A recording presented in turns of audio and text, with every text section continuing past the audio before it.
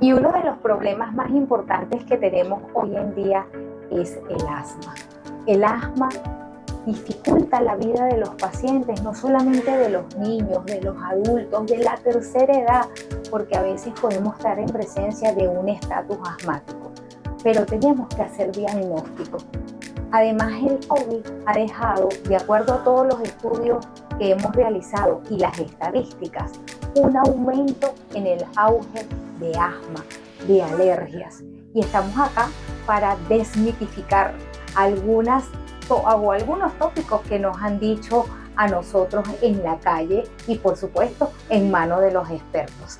Me encuentro con el licenciado Cristian Villalba, licenciado cardiopulmonar, tienes especialidades, maestrías en el área y para ustedes les tengo un secreto, me dio clases cuando nosotros estudiábamos neumonología porque los neumonólogos hacemos 6 meses en función pulmonar y el doctor Edgar Castillo, que desde aquí le mando un beso y un abrazo, padrino de nuestra promoción y por supuesto parte de esa formación porque para que no, el que no lo sepa, allá nuestros televidentes bellos y hermosos que siempre están con nosotros respaldándonos, es importante los estudios, Cristian. ¿Qué le ofrecemos nosotros al paciente de estudios a nivel cardiopulmonar? Y bueno, enfatizando acá en el área del asma, para hacer ese diagnóstico. Bueno, ante todo, muchas gracias por la invitación, María del Valle. Sí, uno de los estudios que es el estudio gold estándar en neumonología es la espirometría. La espirometría es un estudio que permite medir flujo, volúmenes y capacidades pulmonares. Es un estudio que se puede realizar a partir de los 3 años de edad. Es un estudio totalmente indoloro. Es de gran utilidad para el médico neumonólogo en el diagnóstico de enfermedades restrictivas como lo puede ser la fibrosis pulmonar u obstructiva como lo es el asma. Así es, nosotros con la espirometría podemos hacer varios diagnósticos, por eso es que le decimos que es el gold estándar.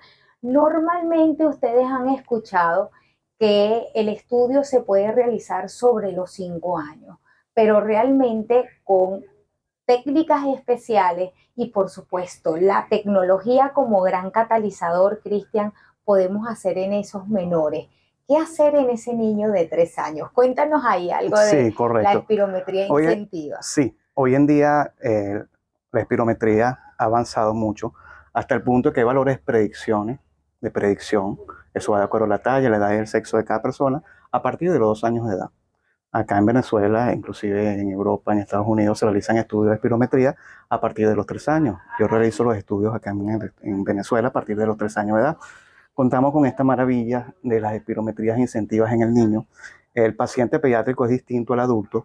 Nosotros tenemos que motivarlo, hay que tomarlo como una diversión, hay que hablarle con mucha tranquilidad y tener mucha paciencia. Estos estudios son hoy en día una maravilla. El paciente, a medida que va realizando la maniobra, que va soplando, él, por ejemplo, este pez, cuando llega al 100% de su capacidad pulmonar, llega al mar. Y bueno, como podrás ver, el paciente se entusiasma y por lo general los niños colaboran. Bueno, mi Venezuela, yo te quiero poner en contexto porque cuando nosotros hacemos una espirometría empezamos a decirle al paciente, toma aire y toma, bota. ¿Cómo hacer en ese niño que tiene 2 años? Y aquí tenemos estas gráficas maravillosas que ha mostrado nuestro querido licenciado. Fíjense que usted le va a decir que sople tanto como el pececito llegue a su hogar, pero lo que decías tú es muy importante, paciencia. Correcto. Yo con mucha responsabilidad voy a decirlo, este es nuestro día a día, estos estudios, y a veces nos llegan estudios que son incompletos, mi licenciado. Los estudios los hace el licenciado cardiopulmonar que tiene todos sus estudios anteriores que avalan el poder realizarlo. Pero aparte de eso, muy importante, lo concluye el especialista, un neumonólogo. ¿Por qué te digo eso? A ti que estás detrás de la pantalla, porque nos llegan muchas veces estudios realizados en algunos lugares que realmente nosotros desconocemos porque este mundo es pequeñito y realmente todos nos conocemos, los técnicos, nos conocemos los neumonólogos, pediátricos, clínicos, todos estamos enlazados y a veces esos estudios no son contundentes.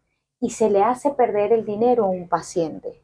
Es así. ¿Cómo saber, mi licenciado, cuando un estudio está bien realizado o no está bien realizado? Bueno, los estudios de función pulmonar en la espirometría, lo que nosotros siempre nos tenemos que guiar es en las gráficas. La gráfica, la morfología de la curva es lo que realmente nos va a decir a nosotros si el estudio está bien realizado, si es un estudio confiable. Por eso es que, como lo estás diciendo, el personal a cargo de la prueba tiene que ser una persona calificada, debe utilizar toda su experiencia para poder lograr un resultado confiable. Pero siempre tenemos que observar es la morfología de la gráfica, que es lo que nos va a decir, tanto ustedes los neumonólogos como nosotros, si el estudio realmente es confiable. En este momento quiero recordar a un gran maestro, el doctor Isturiz, y por supuesto al doctor Edgar Castillo. Siempre nos decían, pida la espirometría pre y post broncodilatador. No importa lo que esté buscando, pídala pre y post broncodilatador. Así es. ¿Cuál es la ventaja? ¿Por qué pedirla de esa manera? Bueno, fíjate, ahí tú le puedes hacer un estudio prebroncodilatador y el estudio puede estar normal. ¿Por qué administramos el broncodilatador? Porque es la única manera de evaluar si tiene ese paciente mejoría o no con el fármaco, con el medicamento, con en este caso el broncodilatador. Por eso es que el estudio se debe hacer. Muchísimos pacientes asmáticos, tú le haces el estudio y está normal, que es el prebroncodilatador, y después cuando le realizas el estudio tienen cambios, tienen mejoría con el uso del inhalador. Entonces eso es muy importante porque para ustedes unos neumonólogos, porque es cuando ese paciente tiene que tener un tratamiento médico. Es así. Además, nosotros tenemos guías internacionales, como es en el caso de los niños, las guías Fractal y por supuesto las guías Gina, que no solamente pues le habla de ese grupo etario, sino también del adulto para diagnosticar EPOC, que es muy importante. Pero yo quiero que te quedes ahí con nosotros porque este programa promete para que sigas aprendiendo día a día buscando el norte de tu salud por aquí, por Brújula Médica.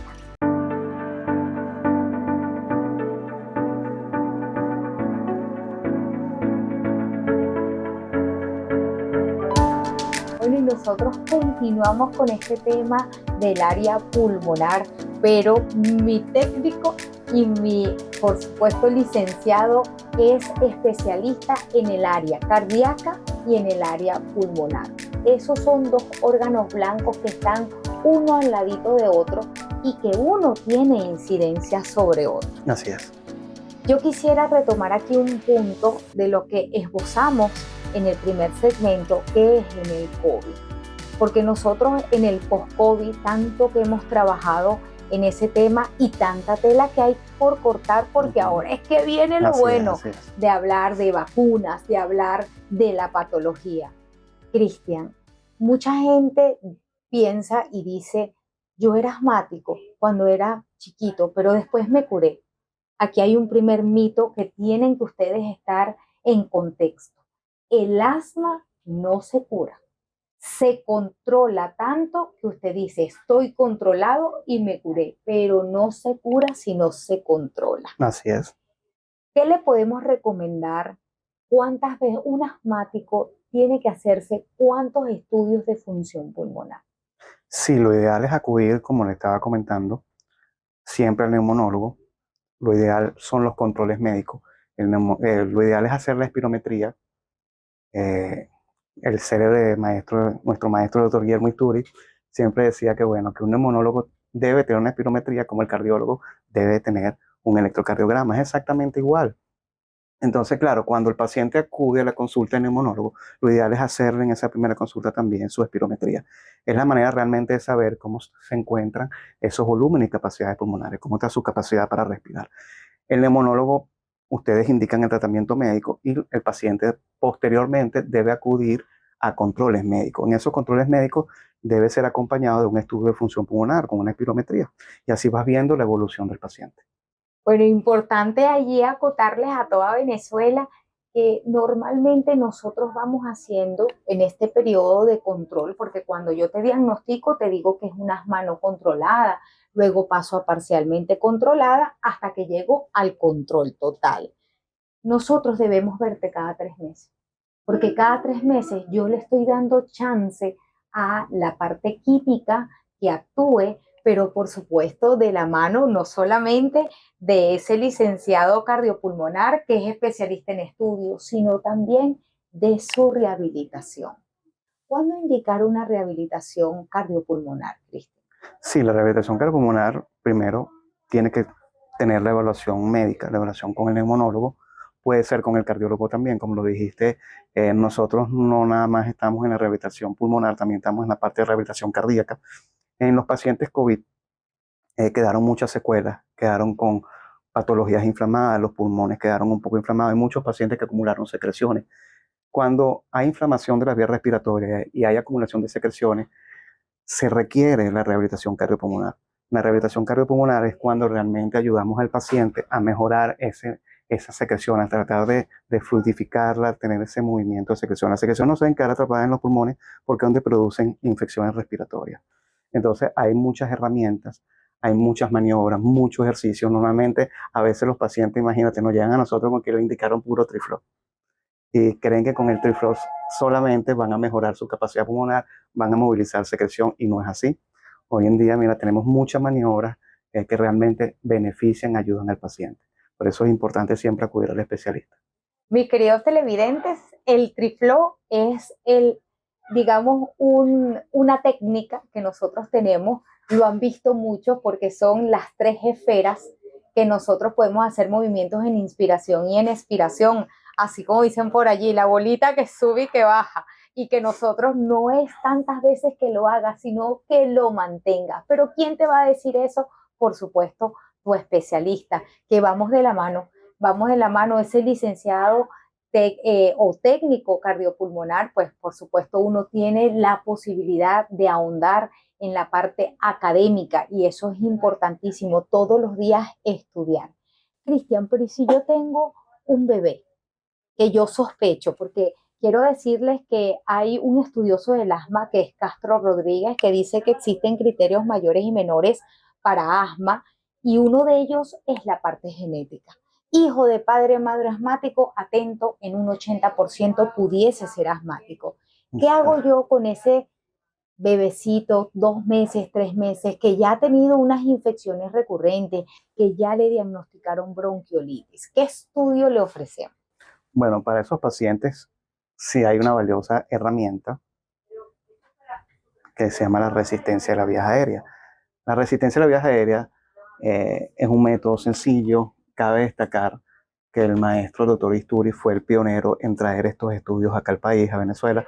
Tuve el honor de trabajar directamente durante muchos años con el doctor Isturi, de lo cual me siento muy feliz y agradecido.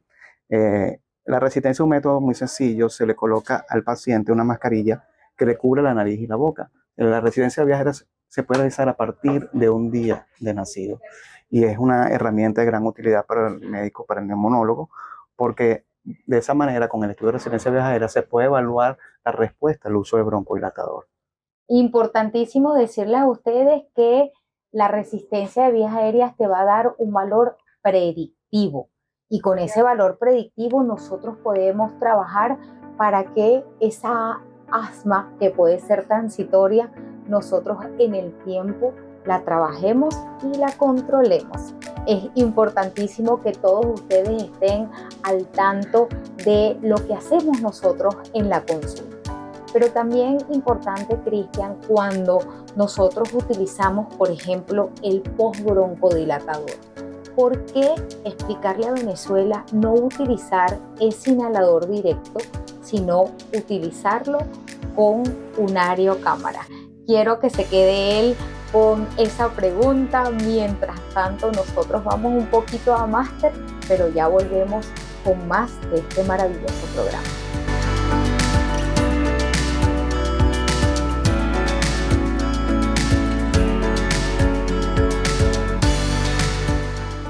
Acá, Cristian, cuéntame.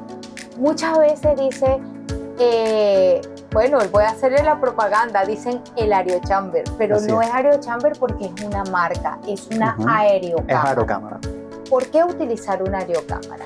Fíjate, los pacientes por lo general no tienen la coordinación adecuada cuando usan un inhalador. El medicamento, tienes que agitar muy bien el medicamento antes de utilizarlo. El paciente al colocarlo en la boca, cuando hacen inspiración profunda, se pierde mucho medicamento. Son esos pacientes que nos llegan a hacer un estudio. Yo siempre, cuando estoy realizando un estudio, siempre tengo que entrenar al paciente Me gusta entrenar al paciente sobre el uso correcto de los inhaladores como la cámara, con las cámaras espaciadoras. En ese momento muchos pacientes nos llegan diciéndonos que se escapa el humito por acá arriba, que se escapa alrededor de los labios, aparte que mucho medicamento queda en la vía oral. ¿Ok? Se tienen estas aerocámaras, hay muchas actualmente en el mercado, hay unas que son de plástico, esta por ejemplo es de aluminio. El aluminio es ideal porque hace que el medicamento no se adhiera a las paredes y se garantice que entregue mayor cantidad de medicamento. Entonces lo ideal es agitar bien el medicamento, se coloca en la parte posterior, se le dice al paciente que debe colocarse la mascarilla que le cubra bien la nariz y la boca y el paciente va a hacer una respiración normal. Entonces de esa manera el equipo tiene una válvula, cuando el paciente va haciendo una inspiración, esa válvula se va moviendo y va entregándose el medicamento. De esa manera se garantiza la totalidad del medicamento, que llegue a la parte más lejana de los pulmones. Correcto. Importante también que vean el tamaño de la máscara, porque una cosa es la mascarilla que vamos a utilizar para los niños y otra importante, la que vamos a utilizar para el adulto. Correcto. También hay algunas marcas que dividen por colores si estamos en presencia de un neonato o estamos en presencia de un adulto e incluso un adulto mayor. Es así. En Venezuela contamos con diversidad de marcas o específicamente con algunas. Sí, aquí en el mercado venezolano hay diversidad de aerocámaras. Bueno, ya saben ustedes, mis queridos televidentes, que tenemos diversidad en las aerocámaras, pero por supuesto, y esto también nos lo dicen todo lo que es medicina basada en la evidencia, es que el uso de las aerocámaras aluminizadas tiene mayor, digamos, menos posibilidad de que se adhiera el medicamento y mayor posibilidad de dispersión del mismo. Así es. Yo quiero que me cuentes un poco de este equipo que tenemos acá, que es un equipo, que es nuestro equipo de espirometría. Mire cómo nosotros vamos avanzando, porque por supuesto, antes estos eran sí, eran equipos gigantes. Grandes, equipos de campana. En mi hospital de base, en el área de neumonología, que estábamos en el algodonal, teníamos un equipo que parecía una cámara o una taquilla de estas de teléfonos antiguas. Así es. Era grandísimo. Y los cálculos eran manuales. Correcto, sí, correcto. Señor. Y me acuerdo que para equilibrar el equipo eso era una cosa, pero grandísima también. Sí, ¿cómo hacemos con esta nueva tecnología, Cristian? Sí, hoy en día, como lo acabas de comentar, anteriormente en nuestro servicio, nosotros trabajamos en el servicio de investigación de tuberculosis y enfermedades respiratorias en el Hospital Algodonal, José Ignacio Baldós. Como muy bien lo dijiste, sí, anteriormente todos los neumonólogos que rotaban por el servicio se les explicaba cómo fue el principio de la espirometría, porque es importante que sepamos realmente cómo nació la espirometría. Anteriormente eran esos equipos grandes, equipos de campana, ya se hacían los cálculos en una hoja milimétrica. Hoy en día no, hoy en día contamos con estas maravillas de equipos, los espirómetros, que una vez que tú le colocas los datos de acuerdo a la talla, la edad, el sexo de cada paciente, más la raza, por ejemplo, que tenemos aquí en América, que es la raza hispánica, ya el equipo te da un valor de predicción. La predicción es un valor de referencia. Es lo que te va a indicar lo que tú debes hacer en tu capacidad pulmonar total, en la cantidad de aire que botas en un primer segundo, lo que botas en la parte más lejana de los pulmones, que llamamos la pequeña vía aérea, que es el flujo 25-75. Por eso es importante que nosotros hagamos, y no lo olviden, el pre y el post broncodilatador. Deben ser los dos estudios, porque en el momento cuando nosotros estamos haciendo los cálculos, un paciente lo hace bien el pre y te dicen, no, no hace falta el post. Debe tener su pre y su post broncodilatador. Yo creo que es parte de nosotros que sigamos educando a nuestros pacientes día a día. Y si yo te coloco un tratamiento, ese tratamiento debe tener un seguimiento. Y el seguimiento, una de las cosas básicas, por supuesto, la clínica del paciente, pero además nosotros guiarnos por la base, el gol estándar para el diagnóstico, que es la espirometría, y por supuesto en los menores que no pueden hacer este estudio, la resistencia de vías aéreas periféricas, que me va a dar un valor predictivo para todos estos pacientes. ¿Cuándo indicar, Cristian, rehabilitación pulmonar en un paciente? Sí, la rehabilitación pulmonar en un paciente se indica cuando hay proceso de dificultad para respirar, cuando hay acumulación de secreciones. Son cuando hay pacientes, por ejemplo, con COVID, con fibrosis pulmonar, pacientes hebóticos, fumadores que tienden a acumular también secreciones.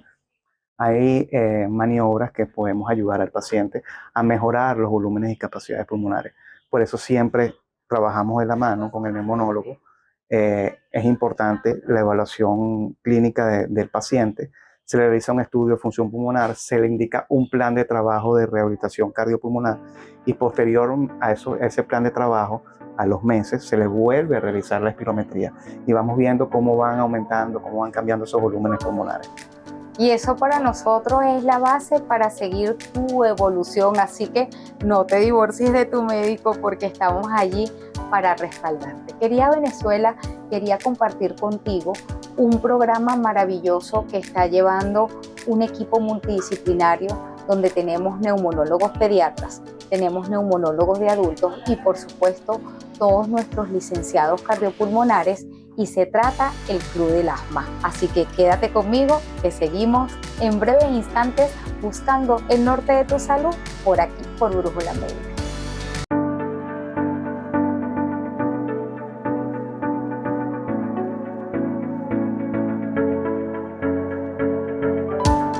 Bueno, y vamos a hablar del Club del Asma. ¿De dónde sale esa idea del Club del Asma, Cristian, y unir realmente Sobetórax, que es nuestra sociedad venezolana de neumonología y cirugía de tórax de mucho tiempo, donde pues muchos estamos inscritos en la sociedad, tuvo un declive importante, pero ustedes están tratando de unir y obviamente la sociedad también está ahí tratando de unir a los pocos neumonólogos que quedamos en el país. ¿Cómo nace el Club del Asma? Bueno, fíjate, el Club del Asma es una fundación creada sin fines de lucro para atención gratuita para pacientes asmáticos de todas las edades, tanto pacientes pediátricos como adultos, todas las edades. Nació de un sueño de 6 integrantes, 5 médicos y mi persona, que quisimos seguir el legado del doctor Isturi. El doctor Isturi fue el que abrió el camino y nosotros simplemente estamos siguiendo su legado. Así que bueno, bienvenidos al Club del Asma, el Club del Asma es para todos. El doctor Isturiz tenía esos programas con los pacientes asmáticos. Fue el primero que subió al Ávila con pacientes asmáticos. Hacíamos caminatas con pacientes asmáticos, siempre también organizados con la industria farmacéutica. Siempre tuvimos el apoyo de la industria farmacéutica. Yo tuve la oportunidad, la dicha, de acompañar al doctor Isturiz en las primeras caminatas. Se llamaba A Pleno Pulmón. Y subíamos con un grupo multidisciplinario, yo era parte de ellos. Yo trabajaba directamente con el doctor Isturiz y subíamos al Ávila con pacientes asmáticos. Se hacían caminatas también en las Mercedes, se cerraba un domingo en las Mercedes con el apoyo también de la alcaldía de Baruta. Y bueno, este grupo de médicos y yo quisimos retomar, nació la idea también con nuestra coordinadora, que es la doctora Julia Martínez. Hay un grupo de médicos fabulosos, maravillosos, el equipo, y venimos haciendo jornadas mensuales. ¿Cuál es la dinámica? Bueno, ese día se dan charlas a los pacientes sobre la prevención del asma, se realizan estudios de espirometría, resistencia de vías aéreas, que son los estudios de función pulmonar. Posteriormente, el médico, el neumonólogo, tanto adulto como pediátrico, inmunólogo, que también tenemos en el equipo, evalúan al paciente con los resultados. Posteriormente, el médico da las indicaciones. Contamos hoy en día con varios laboratorios de la industria farmacéutica. Ese día ellos entregan el tratamiento y todo esto se hace gratuito. Qué maravilloso es poder contar en este momento tan histórico que vivimos con esta voluntad, porque es voluntad de servir, Así que es. es lo que hacemos siempre el equipo de salud. ¿Por dónde ha pasado este club de asma desde que lo reactivaron? ¿Qué jornadas han hecho? Comenzamos en octubre conmemorando también una fecha también del fallecimiento de nuestro maestro, el doctor Isturiz.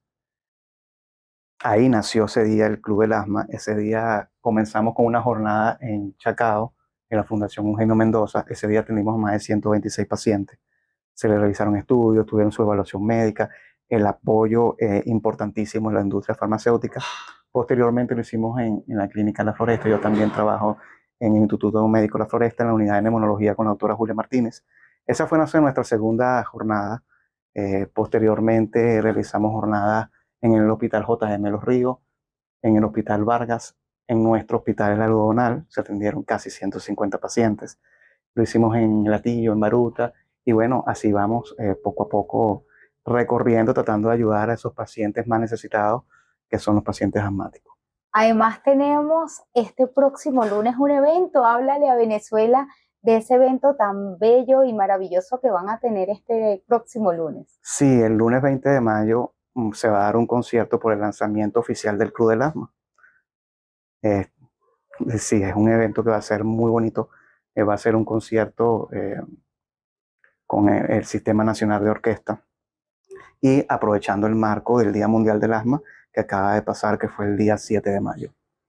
Además tenemos sorpresas para ustedes, Venezuela, porque estamos planificando para ese año que cumple el Club del Asma y pues conmemorando una fecha especial para todos los que pertenecemos al área de la neumonología, que es pues el acompañamiento del doctor Isturiz.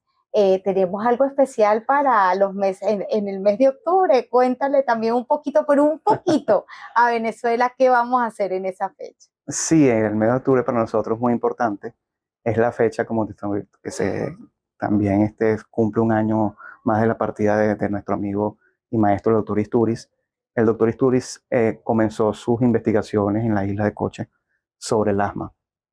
Y también se celebra el Día Mundial de la Espirometría en octubre. Entonces, bueno, queremos hacer un evento muy importante que va a ser Dios mediante en la isla de Coche. Bueno, esto es importantísimo, que se prepare nuestra región marítima insular, nuestra Margarita querida, porque probablemente, y eso es todas las buenas vibras las estamos colocando allí, vamos a hacer un evento importantísimo. Nuestras islas tienen muchos problemas respiratorios y como lo decía nuestro compañero, pues es parte del legado que ha dejado uno de nuestros maestros y mentores en el área de la neumonología.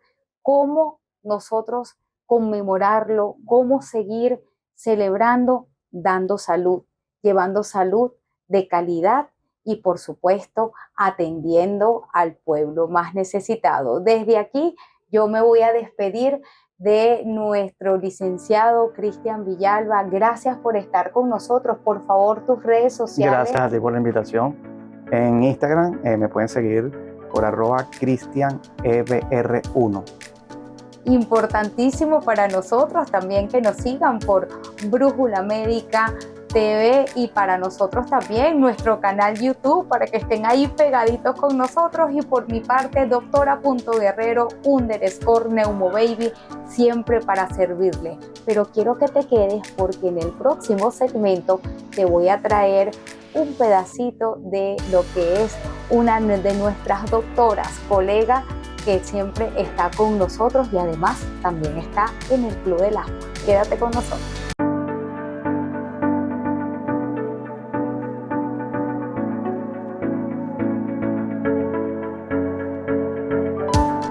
Bueno, estamos acá en el consultorio de la doctora Julia Martínez. Mi querida doctora, decirle al pueblo venezolano que la patología respiratoria es una sola y por allí nos dicen que el asma, la rinitis y la alergia van de la mano una sobre otra. ¿Qué le podemos decir nosotros a Venezuela sobre el asma, que a veces escucharla le temen tanto los familiares y los pacientes? Yo creo que le teme todo el mundo, ¿sabes? Incluyendo a nosotros los médicos. Primero, gracias por la oportunidad. Al punto de que el paciente llega, está pitando, está sibilando, está con broncoespasmo y sale de la emergencia o del triaje o del consultorio o del ambulatorio, donde sea, con el diagnóstico de tiene broncoespasmo, tiene hiperreactividad en bronquios, que es un diagnóstico funcional, tiene una gripe mal curada, tiene cualquier cosa, pero no le dicen tiene una crisis de asma. Yo creo que no hay que temerle, creo que al revés, temerle genera mayor problema con la patología y con la enfermedad. Lo lógico sería, primero, estar consciente de cuál es el diagnóstico, la forma correcta de hacerlo. Tenemos licenciados cardiopulmonares brillantes y tan inteligentes y tan hermosos y tan buenos trabajadores como el licenciado Cristian Villalba para poder hacer diagnósticos certeros y efectivos desde el punto de vista funcional. El asma es una enfermedad crónica de carácter genético, generalmente donde hay familias que tienen un paciente, un niño asmático, detrás hay una abuela, una tía o un familiar que está desde el punto de vista consanguíneo emparentado con ese paciente. Si nosotros hacemos el diagnóstico correcto, vamos a poder calmar los síntomas del asma, que son la dificultad respiratoria, el pito, la sibilancia, el cansancio, la necesidad de terapia de medicamento para rescatar que esos bronquios se dilaten y pueda entrar por todo ese sistema respiratorio el aire que bien necesitamos para poder tener un intercambio de oxígeno efectivo. Si nosotros tenemos un diagnóstico claro, vamos a tener una terapéutica clara. Y lo principal que hay que decirle a nuestros pacientes, a mamá, papá, abuelos, a todo el que viva y conviva con el asma, es que el asma es controlable, el asma es prevenible, independientemente si yo tengo genética o no, el asma es prevenible. Si yo me trato de manera correcta, con las técnicas correctas, por el tiempo correcto, porque no sirve que yo me coloque una inhalación en la mañana, luego en la noche el niño está dormido, yo mejor se la quito, no, déjalo dormir, que no durmió toda la noche de anterior tosiendo, entonces yo se lo voy a poner pasado mañana, así no funciona. Si lo hacemos por el tiempo correcto, muy probablemente los síntomas desaparecen por completo, el asma se echa a dormir, que es como yo se lo digo a mis pacientes, y con el asma ya dormida, entonces tenemos un control efectivo de síntomas. Hablamos de un paciente que cuando está controlado con el asma, en el momento que tenemos al menos un año sin síntomas, sin pitos y sin sibilancias. ¿Eso se puede lograr? Sí, sí se puede lograr, no es difícil. No es difícil, todo pasa porque nosotros hagamos el diagnóstico correcto, consigamos para cada paciente la terapéutica que requiere y necesita, porque tal cual como la doctora se los dijo hace un momentito, el asma y la rinitis generalmente van de la mano. 100 pacientes asmáticos pueden tener en 80 de ellos rinitis alérgica. 100 pacientes riníticos, al menos 30, 40 y hasta 50 pueden tener asma. Por eso, cuando tienes síntomas de rinitis, debes descartar el asma y cuando eres asmático, hay que examinar para comprobar que es rinítico también. Entonces, es preferible el control, el consultar a tiempo. Si tu niño va al ambulatorio hoy y pasado mañana vuelve y a la semana siguiente vuelve y el mes siguiente vuelve, las cosas no están bien. Algo estamos haciendo mal, o ustedes o nosotros los médicos. Porque nosotros los médicos también nos equivocamos. ¿En qué sentido? A veces no dedicamos el tiempo que requieren ustedes para explicarles de qué se trata. A veces no le decimos cuál es la terapia, sino que se las ponemos por cortico tiempo y no funciona. Y usted está creyendo en la persona que tiene aquella bata con el juramento hipocrático con el cual se casó y que yo no la uso para que mis pacientes no tengan miedo. Por eso es que no me la pongo porque soy un monólogo infantil. Entonces cuando me pongo la bata los niños lloran, entonces yo prefiero no usarla. Pero tenemos que creer en lo que hacemos y tenemos que dedicarnos a ustedes en el tiempo que tenemos que dedicarnos precisamente para evitar que la enfermedad se prolongue. El asma cuando se prolonga en el tiempo y está mal controlada, genera una remodelación de la vía aérea para mal, no para bien. Distorsiona la arquitectura del pulmón, daña la luz de los bronquios y por ahí no pasa por ninguna parte de manera efectiva el aire que inhalamos con la nariz. Si la nariz está tapada, si la nariz está obstruida, si la nariz tiene cornetes grandes, si sangra con facilidad, porque los niños con rinitis alérgica crónica pueden sangrar con facilidad, entonces la nariz no mete el aire que puede y el pulmón no recibe el aire que debe y entonces el intercambio es malo. Y esto a la larga, si no se detiene, puede afectar a otros órganos. Por ejemplo, el hermano del pulmón. Cuando el pulmón no trabaja bien, daña el corazón. Y cuando el corazón no trabaja bien, daña el hermano pulmón. Entonces, la idea es parar todo esto en su momento exacto para evitar las complicaciones, las consecuencias a largo plazo. La asistencia al especialista, doc, porque por ahí lo dicen, zapatero a su zapato. El pediatra tiene su función, pero el neumonólogo infantil tiene su función. Yo sé que es una de las cosas que yo más amo de este país. No en vano, nosotros hemos exportado cerebros bien formados, pagados por nuestro Estado venezolano, y te estamos exportando conocimiento, carisma, calidad de trabajo. Y en todas partes donde ha llegado un médico venezolano, ha sido solicitado y demandado en su servicio, ¿sí o no? Sí, eso ya es famoso en el mundo. Entonces, si hay algo bonito, es que aquí hasta la persona más humilde sabe que existe una especialidad para cada cosa. Fuera de este país la gente tiene un seguro y tú no puedes irte a donde quieres, ni cuando quieres, ni pedir cita como quieres, ni nada. O sea, es que tienes que esperar que te la asignen y te la pongan. Aquí no, aquí vamos directamente al especialista. Si lo podemos hacer, si lo requerimos inclusive, porque si tú te vas a la emergencia del Pérez Carreño, los consigues. Si tú te vas a la emergencia del Hotel de los Ríos, consigues además pediatras en cada su especialidad. Y nuestro paciente tiene que recordar que si su niño o su hermano o su abuelo o su papá adultos son asmáticos y no han controlado sus síntomas, tienen que buscar al especialista. Así es. Y ese especialista les va a ayudar. Porque yo no soy la misma cuando era médico general que ahora que soy neumonólogo infantil. Inclusive, cuando yo me formé en el Hospital de Niños JM de los Ríos como pediatra, yo no manejaba el asma como ahora lo manejo como neumonólogo infantil. Porque cada especialización se va haciendo exactamente como lo dice la palabra, cada vez más específica, cada vez más especializada en manejar patologías de manera exacta y correcta. El conocimiento cambia todos los días, evoluciona.